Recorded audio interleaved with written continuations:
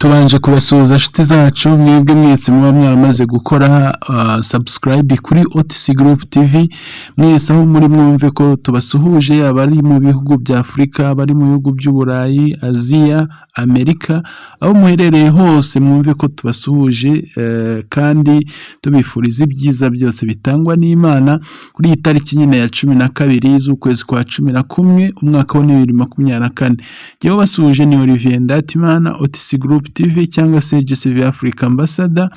Yes, rero nkuko bisanzwe birumvikana tuba twongeye kugaruka, twagiye tugashakisha amakuru atandukanye mu binyamakuru bitandukanye cyangwa se update news trend ziba zihari, tukavuga ngo aya makuru nyine ni yayandi yose abashobora gukomeza kudufasha gushyira hamwe imbaraga zituma tugenda dusobanukirwa umushinga wacu aho ugeze. Murabizi ko nta muhanga cyane muri uru rugendo usibye kuvuga ngo twese icyo turushanwa wenda ni uburyo bwo gushakisha amakuru, nanjye nkagenda nkayashaka nkuko nawe uyashaka ukayibonera. Rero tuba tubabwira ngo twese turi hano kugira ngo dufashanye kandi turusheho kugenda dutizanya imbaraga. Nubwo muba mwarabonye ko hari abampa amatitre muri ubu buryo bw'akazi, twavuga ko bujya gusa nk'akazi ariko ntago mbihemberwa, nta mushahara wabyo mbona. Jyewe gusa mwumve ko ni icyizere mba naragiriwe, bakavuga bati uyu muntu turabona yadufasha ibi, reka bikore. Rero nanjye hamwe no kubishobozwa n'Imana nkavuga ngo reka mbyitangire mbikore, kandi namwe nka audience cyangwa se community ikurikirana amakuru tuba twarabahaye, namwe wenda mukagenda mutubwira muti amakuru yanyu yaradufashije, yaratwubatse, yatumye tugira icyizere muri uyu mushinga, tugiranda tubyumva tubisobanukirwa. Rero nta kindi kiba kirenze ibyo, kuko natwe tuba twabikoze mu bwitange bwinshi cyane.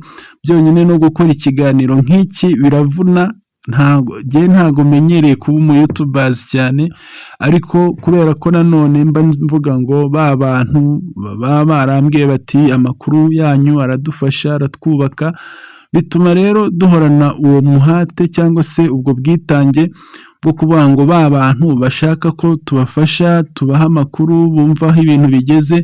Yes, rero ni urwo rwego tugenda natwe tugakomeza tugasoma, tugashakisha ibigezweho, tukabazanira amakuru atandukanye, cyane cyane ari mu rwego rwo kuvuga ngo umushinga wanyu, umushinga wacu twese dukomeze tubemo dukurikirana amakuru agezweho muri wo kandi bidufasha. Ariko ntuzumve kuba banyita GCV Ambassador wa Afurika umve ko ari inshingano zihambaye cyane nahawe zaruta umutima wo kwitanga nzana muri iki kiganiro cyangwa gushaka amakuru, kuko ibyo nuko biba bihagaze. Kandi twe tubelivinga ko icyambere kuba umushinga wacu waba successful, icyo ngicyo ari cyo cyonyine gihagije kugira ngo twese tube tuvuga ngo Imana ishimwe, bya bintu byacu twarariye amajoro, bya bintu twamazemo igihe bigeza umumaro, bibaye by'agaciro. Nicyo kintu tuba dusengera. Naho ubundi nta muyobozi w'umukire uhari kuko uyu munsi uri umukire ku giti cyawe, nanjye ndundi ku giti cyanjye, twese dufite payi twamayininze, twashakishije, ibyo birahagije. Yes, rero reka n'ubundi dukomeze twanzike ku makuru yacu twazanye cyangwa se twifuje kuganiraho kuri iyi tariki nyine ya 12 z'ukwa 11. Inkuru yacu ya mbere rero ni inkuru duhera hano mu gihugu cya Nigeria, aho biri kuvugwa cyane ko Central Bank ya Nigeria nk'uko mubibona nyine yamaze kubitanga ubushobozi bwo kubwira amabanki yaho yuko atangira kwimenyereza gukoresha amafaranga yose yo mu buryo bw'ikoranabuhanga, kuko ariho babona isi igeze. Rero ni ukuvuga ngo ubu buryo ndetse ndatekereza ko atari banki ya Nigeria gusa, ubura mu bihugu byinshi bariho barimenyereza, cyangwa se inyuma y'amarido hariho harakorwa ubushakashatsi buhambaye cyane bwo kugira ngo amabanki atangire kwimenyereza gukoresha blockchain. Reka nkina ahangaha mbanze ntange n'intashyo nsuhuza umumanager umwe wa banki n'ahangaha wigeze ansanga mu kazi nyuma yo kumenya amakuru yavuye mu kigo kimwe cy'ubuyobozi bushinzwe iby'amabanki ntiriwe njya kuvuga cyane, ariko amaze gusobanukirwa yuko icyerekezo barimo ari icyerekezo gifite aho kizahurira na payi, yari afite payi imwe gusa yamayininze, nabwo ni ya yindi batangaga kera umuntu yakanzeho rimwe. Icyo gihe rero yari yarabipinze. Urumva niba umuntu ari manager wa banki ahantu, ntabwo ibintu byose abyirukiramo yumvaga ari ibintu bya fake bamubwiye, yumvaga ari ibintu bidafite agaciro. Amara igihe kinini rero yarabipinze. Ndibuka yasanze iwanjye mu kazi, arambwira ati bambwiye ko ushobora kumfasha, ati nyabuna mfasha. Rero naramufashije tugarura payi imwe, niyo twasanzeho. Tugize Imana dusanga arayifite nyine, tuyikorera ibisabwa, amaverifikasiyo yose, ibintu byose tubimushyirira ku murongo. Yatashye yishimye ku rwego tutabona uko tubasobanurira aka kanya. Kandi ndashimira umuntu wamurekomanze nyine akamunyoherereza.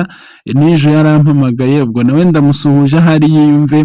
Ejo niho yampamagaye ambwira ati wa muntu wafashije wahaye kugarura payi imwe, niwe wampaye amakuru yose ashoboka. Arambwira ati ubu aragushimira cyane, ati kandi ati ya payi imwe wamufashije kugarura ubu ngubu imaze kubyara payi 70. Wibaze muri iki gihe nyine umuntu wakwinjira akagira payi 70. Ni ukuvuga ngo yarambwiye ati abantu bose bashoboka yabashyizeho, yaba ari abaziranye nabo, yaba ari abafamiliye, bose yarabakanguriye gutunga payi, kubera ko we ayo makuru nyine yayikuriye muri icyo kigo mbabwiye. Wenda ntashatse gusubiramo, ariko gikomeye kandi gifite aho gihuriye n'iby'amafaranga. Hanyuma rero yayakuyeyo, yabyitayeho cyane. Nyuma y'uko mu mahugurwa ngo bakoreshejwe, yamenye y'uko bariho babigisha iki kintu bita KFS ya Ethereum, iriya ifite system igiye guhuzwa n'ibintu by'amabanki na blockchain, yivunja ku mafaranga. Murabizi ko iriya KFS niyo izahindura ubuzima, aho nyine bimwe tujya tubabwira ko mu minsi iri imbere umuntu azaba ari awuna banki, agendana na banki ye. So rero ni ukuvuga ngo ibyo bintu nibyo babahuguye kandi barabibafasha kubisobanukirwa. Akimara kubita mu gutwi rero no kubisobanukirwa, ahita asanga neza hafi 100% bifitanye isano na Pi Network viziyo yayo, cyangwa se iyi web gatatu ivugwa yayo. Niho rero yahise asobanukirwa ko ibintu nta mikino bihari bifite, ahita nyine yumva aba interested cyane kurutaho. So nubwo buryo rero uyu munsi wa none yifite izo payi 70, nyuma yo kuvuga ati nimwe nari napinze icyampa ikagaruka. Uwo rero ni umwe mu rugero rwiza twabashije kuba tumenye muri iyi minsi ishize. Twariho twongera kubabwira ko nawe yahaye payi agaciro nyuma y'icyo gihe. Yes, rero ayo ni amakuru nyine abavugwa ku bintu bijyanye n'ibigo by'amabanki, ndetse mu bihugu bitandukanye nyine tukababwira ngo hari imyiteguro itandukanye igenda ikorwa. Ndibuka ko ubushize nabwo nari ndiho ndeba ikinyamakuru kimwe cyo muri Ghana, aho umuyobozi wa banki nkuru yaho nawe yari avuga ko mu rwego rwo kurwanya ubukene no kongerera urubyiruko ubushobozi, bagiye kubaka system ya blockchain igomba kuzasevinga abantu benshi cyane, kugira ngo bagere no ku rwego nyine bikura mu bukene. Ibyo byose rero bikaba bigenda n'ubundi bisunikiriza ku guhuza amakuru, cyangwa se ku kuba bashobora gutekereza ko umushinga wa Pi Network, umwe mu mishinga ifite imbaraga kandi izagenda igahuza ibintu byinshi n'ubukungu bw'ibihugu bitandukanye. So urumva rero hari byinshi bihari. Reka twizere ko niwacu n'ahangaha wenda abatureberera, abagenda babigenzura, ababicungira hafi, wenda nabo hari icyo bagenda batekereza, kandi hari ikiri gukorwa ku bijyanye n'uyu mushinga wa Pi Network. Kandi turabyizera cyane kuko nabo ni abahanga, ni abantu bakunda ibyiza, ni abantu bakunda abanyarwanda, babifuriza ibyiza byose. Rero turazi neza ko nabo baticaye ubusa, baba bari kubikurikirana cyane, aho twizera ko mu gihe kimwe cyangwa igihe bizaba biri ngombwa tuzisanga natwe tugenda tugira amakuru meza cyane arushaho kudufasha no kutwubaka mu bijyanye n'ubundi n'uyu mushinga wacu twamenye. Yes, indi nkuru rero tugaruka tubabwira ni inkuru yo irimo kuburira abantu benshi cyane. Murabizi ko iyo tuzana ibi biganiro hari ibyo tuzana ari ukubigisha, hari ibyo tuzana ari ukubaburira, hari ibyo tuzana ari ukubereka ikibi cyangwa se icyiza cyangwa se amakuru atandukanye nyine kugira ngo buri umwe wese arusheho kuba amenya byinshi biba biri hanze hano. Murabizi ko icya mbere tujya tubabwira, twarababwiye ngo ubushize mperutse kubwira abantu ngo kuba waramenye umushinga wa Pi Network muri miliyari 8 zituye isi ntago ari impanuka yakubayeho, ntago ari ibintu byayo hazari ngo bize bikugweho, ahubwo buriya nuko abantu tutizeye Imana cyane, ariko hari umugisha Imana wowe yakubonyeho irawuguha, ni nawo watumye muri miliyari 8 zituye isi uyu munsi uri mu bantu bake cyane bamenye Pi uyu munsi bakaba bayifite.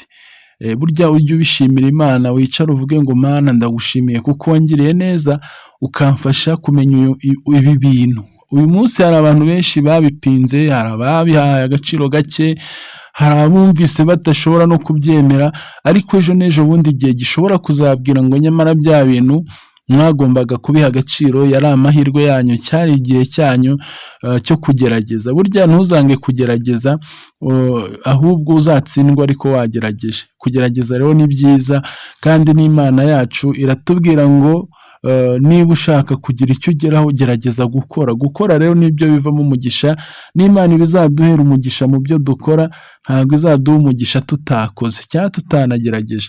Yes, rero ahangaha icyo dushatse kubabwira nuko Pi ifite agaciro. Abantu benshi bagenda banagerageza gukora amasisiteme ahenze kandi ari amasisiteme y'ubujura, agambiriye kugira ngo buri kimwe cyose gishobora kuzatuma abantu bibwa Pi bakigereho. Urabona ahangaha batanze uburyo buvuga ngo attention official airdrop. So nuko ngo hano bavuze ko hari airdrop ziri gutangwa 614 ngo ni free now celebration our chief of reach 15 million KYC. So urumva bagerageje no kuba bisanisha nyine n'amakuru ya ari officiel ya Pi Network, aho bo baje bagaragaza ndetse ko ari Pi Network nyirizina. Urabona babikoze mu ishusho ijya kuba nk'iya Pi Network, bakagaragaza ko ari Pi Network nyirizina, noneho kandi bakavuga ngo bariho baratanga bonuses. So iki ni ikinyoma rero kigendera, ni ikinyoma cyambaye ubusa. Ngira ngo bagiye bakurikirana ibiganiro byacu bya kera, twagiye tubibigisha cyane, twabigishije icyo bita twagiye tubigisha imishinga igendanye n'ama cryptocurrency, uburyo ivuka, amaproje yayo uburyo akorwa. Ni ukuvuga ngo ikintu bita airdrops, ubundi airdrops ni ukuvuga ngo ni coin zitangwa mu gihe coin itarajya ku isoko, zikiri muri pre-launch. So ni ukuvuga ngo ni uburyo bavuga ngo iyo coin ihabwe amahirwe yo kuzajya ku isoko, yo kumenyekana, ariko binyuze mu bantu benshi bahaye promotion. Kubera ko ubundi ari n'ama exchange asaba ngo byibuze kugira ngo coin izajye ku isoko irabifite abayusers wenda nk'ibihumbi 200 bagaragaze ko bayiyanditseho, bagaragaze ko bayishyigikiye. None uko kuntu yagaragaye ko hari abayizi, iyo exchange ikavuga ngo niba icyo kizamini mugitsinze, noneho turabaha go ahead yo kuza gucururiza ku isoko ryacu. So nukuvuga ngo airdrops rero zitangwa muri ubwo buryo, bakazitanga ari for free muri cya gihe cya pre-launch. Noneho launch yagera, iyo coin bakavuga ngo yaramenyekanye, noneho nijye ku isoko. Icyo gihe rero abantu benshi bakaba ariho bayimenya, kandi akenshi ntibiyihira. Jewe ndibuka ko mu gihe maze muri iyi mishinga, nyimazemo rwose igihe kitari gitoya, ariko ndibuka ko ari ibintu twayaga duharara cyane, abantu barabizi, byo kuvuga ngo tujye mu ma airdrops narazikoze z'amacoin arenga nk'ijana, uvuga ngo ejo n'ejo bundi wenda irankiza, ejo n'ejo bundi irankiza.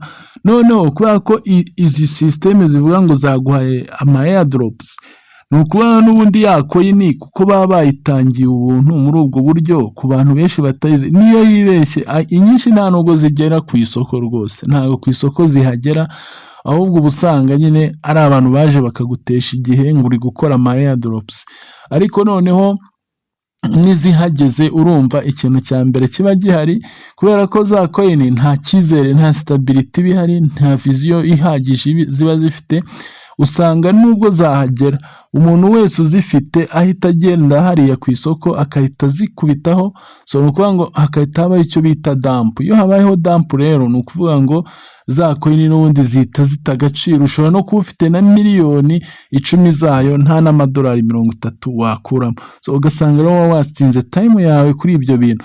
Aha rero aba basikamazi ni ukuvuga ngo barashaka kwiyitirira payi ko nayo iri mu rwego rwo kwimenyekanisha, or payi ntabwo iri kwimenyekanisha, nta exchange ikeneye kwimenyekanishaho, nta bantu ikeneye runaka igomba kwiyaboneshaho, ahubwo payi kuko ubwayo yubatse izina rituma abantu bayishaka, rituma ibigo bizayishaka, bituma imishinga iyikeneye.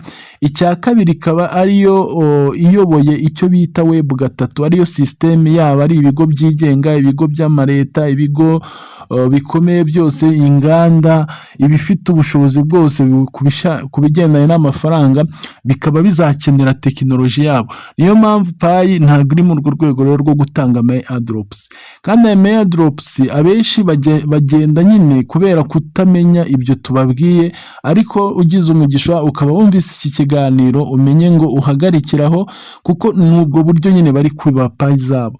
Niba wamaze kwiyangaje kuvuga ngo ukurikiranye ziriya payi z'ubuntu ngo ugiye ngo kuzihabwa tayari, ahubwo ndibuka mu kinyarwanda umugani baduciriye bakavuga ngo isuri ihururira byinshi ikabura na duke yari ifite. Bivuze ngo rero emera izo payi ufite nubwo zaba ari 10, nubwo zaba ari 5, cyane cyane ko n'abazifite n'utwo duke wa mugani uvuga ngo bene ngango, sinzi na bene ngango icyo biba bivuga, ariko abavuga ngo bene ngango bawumaze. So ni ukuvuga ngo rero hari abantu benshi bakomeje kwibwa payi zabo, mana nyagasani.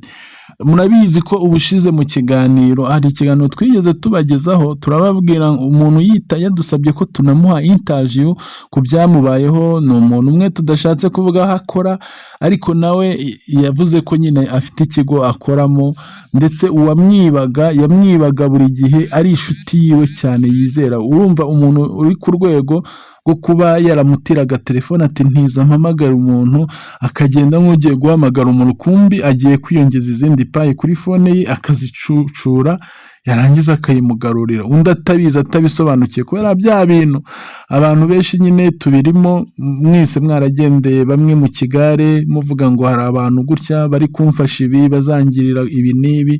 Rero ugasanga si bose bafite ubunyangamugayo buke, ariko barahari benshi mu by'ukuri bamaze already kugaragaza ubunyangamugayo buke bwo guhemukira abantu, bwo kwiba abantu. Kandi ikibabaje usanga abantu bafata payi bakagenda bagacyucyura konte yose, ari abantu rwose wibaza ngo ese uyu muntu afite uwuhe mutima? Icya mbere afite payi ziwe yamayininze, agiye kuri konte ya mugenzi we arayibye yose, arayidashye, ukahita wumva ni ibintu wibajije ngo si uyu muntu afite uwuhe mutima? Atekereza gute ubundi ku muntu wakoreye ibintu nk'ibi? Ukurikije imvune twese dufite, amajoro twaraye tumayininga, imbaraga zose twagiye dukoresha kugira ngo ubone payi, ukabona umuntu we na za zindi nkeya wabonye arazitwaye zose azimaze. Rero tube maso, twirinde cyane. Ni ukuvuga ngo mu minsi iri imbere aho tugiye kwinjira mugomba kubimenya hakiri kare. Aba basikamazi, aba bajura bazaba bubatse ibintu byinshi bihambaye birimo uburyo bwo kutwiba. Niyo mpamvu ibintu byose ubona udasobanukiwe, utabasha kugisha inama, kuko hari n'abantu nyine batazi no kugisha inama, batazi no kuvuga ngo niba ikintu atacyumva neza, niba atagisobanukiwe abanza agisha inama, cyangwa se abigire na gutekereza kenshi. Kuko uyu munsi niba abasikamazi bari kubaka izi system, ejo n'ejo bundi uzasanga bagukubitiyeho imodoka ihenze cyane nziza, bakubwiye bati dore na payi, banakwereke ko bayakira muri GCV ari payi nkeya, bakwereke inzu nziza, bakwereke ibikoresho byiza cyane bitandukanye, wenda nawe ushiduke wumva ko ugiye gusura ibyo bikoresho bakweretse, kuko kuva ku munota wa mbere ibyo barabituburiye yuko ubundi amakuru yose yizewe wajyanywe n'isoko tuba dukwiye kuzajya tuyarindirira muri app zacu, hanyuma ibindi kubijyamo byo hanze byo ukagenda witonze, cyangwa se wakumva ugiye gufata ibyemezo nk'ibyo ukagira n'uwigisha inama. Upline banyu barahari babisobanukiwe, cyangwa baba batanabisobanukiwe nabo OTC Group twakubereye umwarimu ushobora kugufasha cyangwa kukugira inama, kandi twagiye tuzigira benshi, byo si igitangaza, ariko mu by'ukuri ukirinda ko ubwawe uzagenda ukigusha mu mutego kandi ugasanga ubihombeyemo by'iteka ryose. Rero ni byiza kuba maso. Hanyuma andi makuru tubagezaho, murabizi ko twagiye tugaruka cyane ku nkuru zavuzwe kuri uyu umuyobozi wa Leta Zunze Ubumwe za Amerika, ndetse akaba n'umushoramari ukomeye cyangwa se umucuruzi ukomeye ku mugabane cyangwa se ku rwego mpuzamahanga. Uyu rero akaba avugwa inkuru nyinshi cyane, Donald Trump wagize amahirwe yo kongera kuba atsindira umwanya wa perezida wa Repubulika w'igihugu cyunze ubumwe za Amerika, aho bivugwa cyane rero ko itsinzi ye cyane irimwo n'abashoramari bakomeye bagenzi biwe, ndetse byose bikagenda binaganisha ku mushinga wacu dufite wa Pi Network, aho bivugwa cyane ko ejo bundi ndumva biba ari ku itariki 24 z'ukwa mbere niba ntibeshye, aho bivugwa yuko muri inauguration yiwe hazaba ubwo n'icyagiye cy'umuhango wo kurahira kwa perezida wa Repubulika hariya mu gihugu cya Leta Zunze Ubumwe za Amerika, aho bivuga yuko akimara kurahira, akimara guhabwa inshingano, akimara guhabwa navuga ngo handover na perezida yasimbuye, ni ukuvuga ngo azaba ahita atangira gukoresha inshingano ziwe ahabwa n'amategeko mu rwego rwo kuba yanashyigikira imishinga yose igendanye n'ubukungu, aho bivugwa cyane ko muri iyo mishinga iri inyuma y'amarido, kandi bigaragara ko cyangwa se bivugwa ko ashobora kuba afitemo ukuboko gukomeye, harimo n'uyu mushinga wa Pi Network, cyane cyane kurumva mu bushobozi afite, mu bushobozi ahabwa n'itegeko, mu bushobozi ahabwa n'igihugu cy'igihangange nka Amerika. Birumvikana ko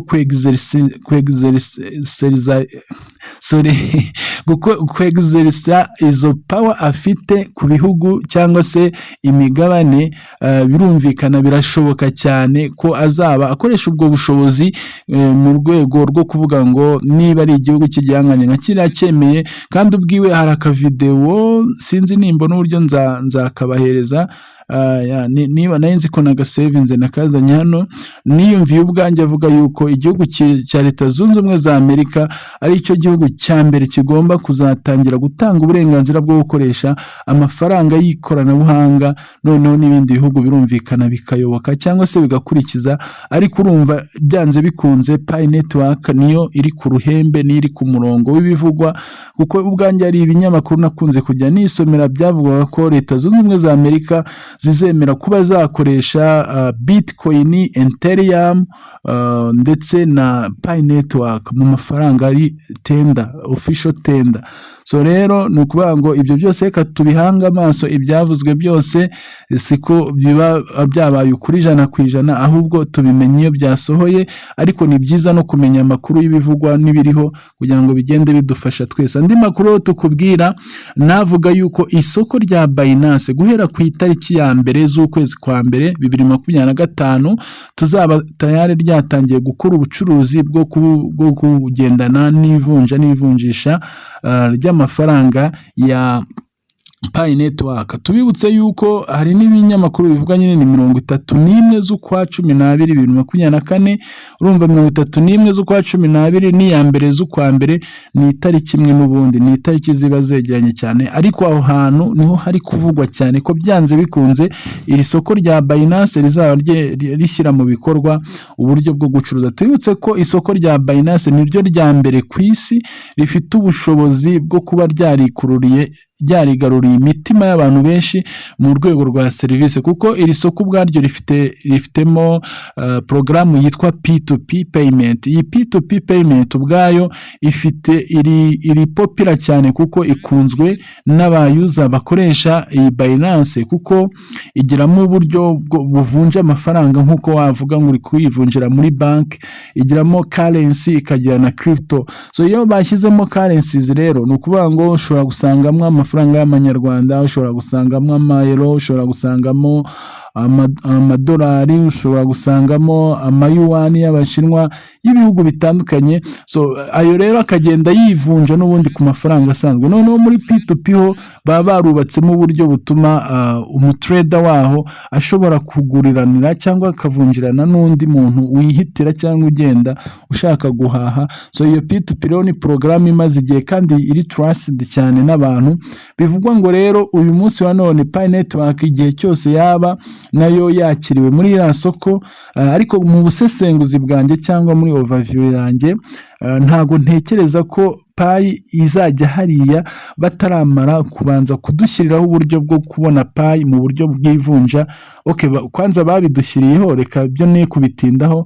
Pi uyu munsi project yayo cyangwa se projection yayo igaragara ko ari amafaranga n'ubundi already yo guhaha mu bicuruzwa bisanzwe kuyabona muri serivisi. Rero ibyo nibimara kubitegeko neza, abantu bose bakaba bazi igiciro cya Pi, ko nta kuvuga ngo batekereje ibintu bizaza bibahombye cyangwa se wenda abantu bamwe believing ibintu biri hejuru cyane ejo babona ibiri hasi.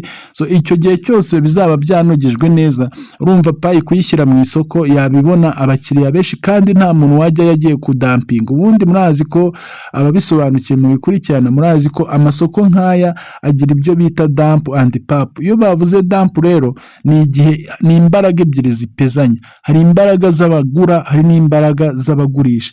Iyi imbaraga zimwe zanesheje abandi nizo ziri winner. Ni ukuvuga ngo niba abashaka kugurisha babaye benshi, icyo gihe isoko ritakaza agaciro. Iyo abashaka kugura nabo babaye benshi, ubwo baganza bagurisha, noneho rya faranga rigakomeza riri stable. So kuri Pi rero niba ifite inzira nyinshi za withdraw cyangwa se zo gucuruza, urumva mu isoko nta dump yapfa kubaho, kuko uwahajya wese n'ubundi azaba akeneye. Niyo mpamvu Bitcoin nta muntu ujya uyikiniraho. Bitcoin nta muntu ujya uvuga ngo yabaye ngo dump cyane cyangwa yabaye pump. Ni ukuvuga ngo iba ifite abantu bayiyobora baberida nyine n'ubundi bayobora isoko. Abo rero ni nabo batuma izamuka cyangwa ikamanuka iyo babishatse, ariko nta muntu wo hirya no hino uza gutya gusa ngo uvuge ngo yaza ngo agushe Bitcoin, ntibijya bishoboka. Ikindi kivugwa rero nuko murabibona ko miliyoni 15 za KYC zarabaye, 10 za migration ziraba. Bivuze ngo ibi twabigarutseho cyane tubabwira ko nizo zari intego kugira ngo ubuyobozi bukuru bwa Pi Network core team bube bwabasha gushyira hanze iri faranga ku mugaragaro.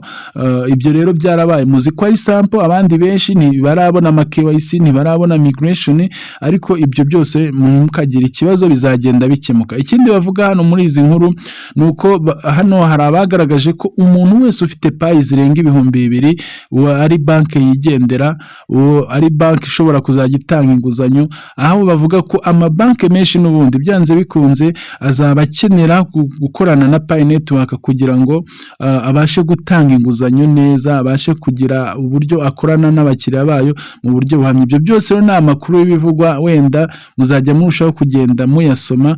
Iminota yacu iba yatugendanye cyane, niyo mpamvu turi kwihuta. Hanyuma ikindi tugarukaho tuvuga ni iki ngiki kijyanye nuko hari umushoramari ukomeye cyane, Real Estate Broker mu gihugu cy'Ubwongereza. Uyu nguyu yarantangaje cyane, nabonye ni umushoramari ufite uburambe bw'imyaka 36 mu bijyanye no kubaka amazu y'amavira, amazu y'amaetaje. Naratunguwe cyane mbonye uburyo excitement Dorisine yagize, kuko turaganira cyane, dufite na groupe z'abayobozi duhuriramo, ariko mu by'ukuri nabonye uburyo agira excitement iri hejuru yo niyo project ya mbere nabonye yishimira akayivugaho byinshi, aho yavugaga ko nyine ababongereza, uyu mubroka w'umwongereza ufite urwego rwo kubaka amazu, iyi company ikomeye cyane. Yes, iyi company rero yaje kubiboneka nayo muri PayMap igaragaza ibikorwa byayo izakora, so bivuze ngo urumva imbere ni heza cyane. Ariko iyo tubivuga bavandimwe mwumva ururimi tuvuga, twebwe tuza hano tuje no kubigisha no kubaburira.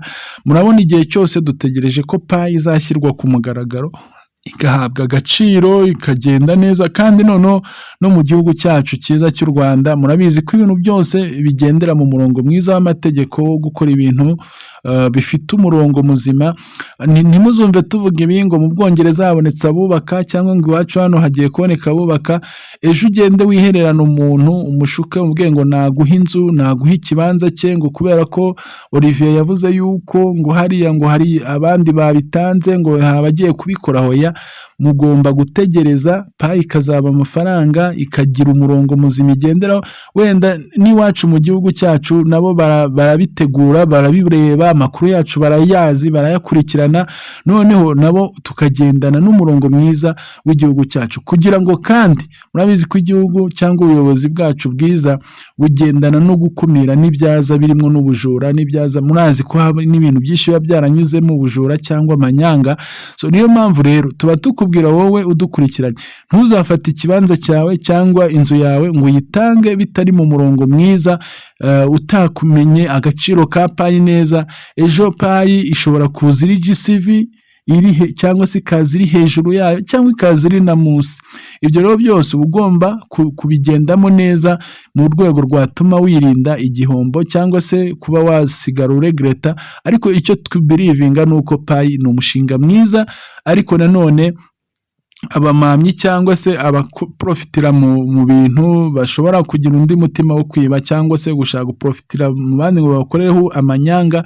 Ibyo byo muba mugomba kubyirinda, mukagendana n'umurongo mwiza uzagenda wubakwa kuri uyu mushinga. Turabizi ko very soon mu gihe gitoya twese tuzishima, ariko ntuzishime ushobora no kurira, ahubwo uzishime ushimira n'Imana ko iguhaye ibyiza kandi bifite umugisha uturutse kuri yo.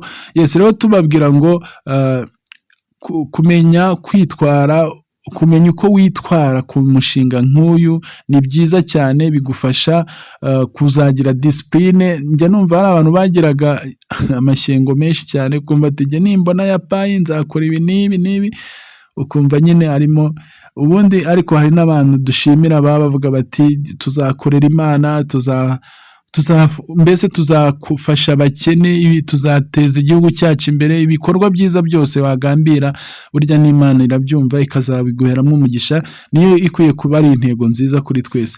Hanyuma ikindi twavuga hano dusorezaho ni inkuru ibabaje cyane. Urabona ko uyu ni umuntu yaravuze ati Pi zanjye barazinyibye bwa mbere, mbandikiye mbibamenyesha, none bongeye bantwara izindi nanone zari zabaye migrated, none ndagira ngo mumfashe pe, byanyobeye rwose, dore uko bimeze. Urabona uyu muntu rero bamutwaye Pi ze 8 bwa mbere, nyuma bamutwara Pi 9. Izo ni Pi nyinshi ku muntu mushya wari uzibonye. Urumva uyu muntu rero ugira gutya akiba umuntu Pi ze, byanze bikunze ni wa muntu uba warinjije uyu muntu, cyangwa uba waragiye amwizeye ngo ari kumukora ama verification, bikazarangira agenda mwiba gutya buke buke. Narababwiye ngo Pi ni ikintu gishobora kwibika mu mwaka umwe, kikibika mu myaka 2, kikibika mu myaka 3, ariko birababaje nyine kubona abantu bari gufata abantu bakabahemukira kuri uru rwego. Iyo ufashe umuntu ukamwiba Pi ze zingana gutya kandi arizo nawe yari afite, urumva ni ibintu bibabaje kandi bitari bikwiye mu muco wacu. Ibi bimeze nko gutera Gatarina. Uzi wa mujura wibaga nijoro kera ukumva ngo baciye urugi. Ahangaha nawe ujye wumva ko niba ufite umutima uri gukora ibintu nk'ibi, uri guhemukira umuntu nk'uyu, erega buriya nubwo nta wabikubaza mu mategeko, ariko n'Imana izabikubaza. Kandi ibi ngibi rwose nzi ko Pi nyinshi cyane, kwirundaho ubutunzi. Salomoni niwe wavuze ngo mwisi ikintu kibabaza ngo ni ukwirundaho ubutunzi utazi uzaburya. ushobora kwirundaho ibintu byinshi ntunabirye. Rero bikeya ufite uzabishakemo umugisha w'Imana, Imana izaguha umugisha ariko bitarimo ubuhemu, guhemuka ntacyo bimaze. Niba umuntu umwibye ibintu bye nk'uko, ndatekereza uzahorana uwo muziro kandi si byiza rwose. Payi twese dufite twarazimayininze, cyangwa wumva ari n'umuntu w'inshuti yawe ubona nawe ntazo urabona kandi waramufashije, kuki se utanamusaba tuzampe payi ebyiri uzampe 3 naragufashije, kandi ari umuntu mwiza w'imfura nawe ntago yakwanga kuziguha kuko n'ubundi waba ari we abikesha wabimufashije. Ariko kwiba umuntu ukagenda ukiba umuntu ibye ntago rwose ari umuco w'iwacu nyarwanda, ntago ari umuco tuzi w'ubupfura. Umuntu wese ukoreye nk'ibyo yiga yahari, ariko abantu nanone mufate ingamba, mumenye ko ibyo dukinira hari amafaranga, n'abavandimwe barayapfa, n'abavukana barayapfa, rero mube maso. Rero utarakora subscribe wayikora kuri Otis Group. Ikiganiro kindi cyo n'ubutaha, turabakunda.